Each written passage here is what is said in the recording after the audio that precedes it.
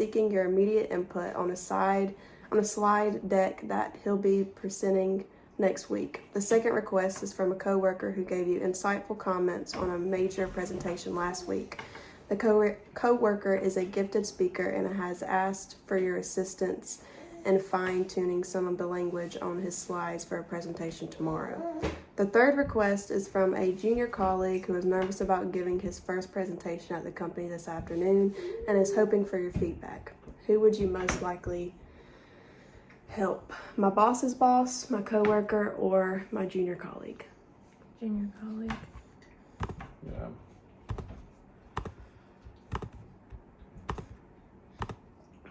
Okay.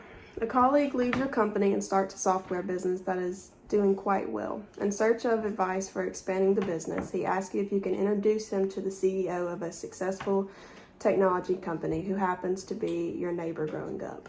You haven't spoken to the CEO in 5 years, and you were hoping to reach out to him in a few months for advice on your own startup ideas.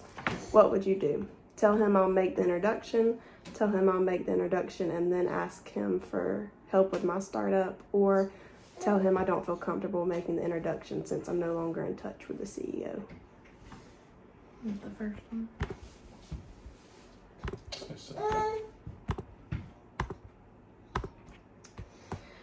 Unexpectedly, a former boss of yours writes you a positive recommendation on LinkedIn. What would be your first response? Add my former boss to my list of preferences, write a recommendation for my former boss, or write a recommendation for someone else? The first one. What was the first one? Yeah, that one.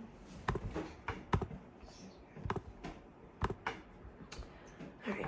You receive a call out of the blue from a NYU senior who's interested in your field, and you spend 20 minutes on the phone providing some career advice. At the end of the call, the student asks you if you have any connections who might be able to help with preparation for job interviews at Google. You help the student that you'll tell the student that you'll think about it and get back with an answer. After the call, you look through your LinkedIn connections and see that an acquaintance from college is now working at Google. Later that night at a family dinner, your cousin who's in high school tells you that NYU is her dream school and she's just starting to work on her application. You sit down to write an email to the NYU student. How would you respond?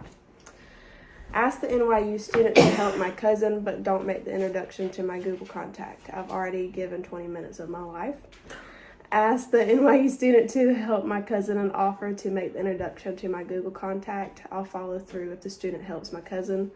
Or make the introduction to my Google contact, but don't ask the NYU student for help. I know the job search can be hectic and stressful.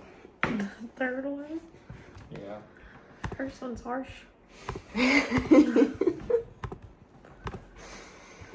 Alright, you work in advertising and you're leading the development of a commercial to encourage people to drink milk. An intern suggests the tagline, "Got Milk." You decide to use it and spend the next 8 months creating the commercial. You manage to get famous people to wear milk mustaches, and it's a huge hit. One day, the intern makes a comment about not being creative enough to generate a line as creative as "Got Milk." He tells you that he has been accepted to medical school. A few months later, after the intern has left the firm and started medical school, you learn that the commercial will be receiving a major advertising award. You know the intern doesn't remember generating the line, and you're up for a major promotion. You need to list the authorship of the commercial for the reward ceremony. What would you do? That's what you do? Okay. List the intern as the first author and myself as the second author, since the intern was the one who generated the memorable slogan. List myself as the first author and the intern as the second author, since this fairly represents our contributions. Or list myself as the sole author of the commercial, since I did the work and the intern won't ever know or be affected by it. Second. No, second.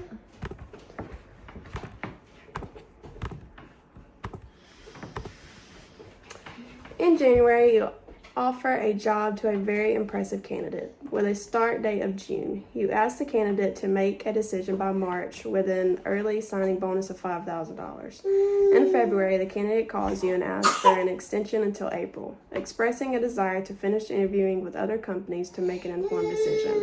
You know that if you don't extend the deadline, you'll run the risk of losing the candidate, and your next best candidate is not as strong. What would you do? Decline the candidate's request for an extension and ask for a decision by March as originally requested.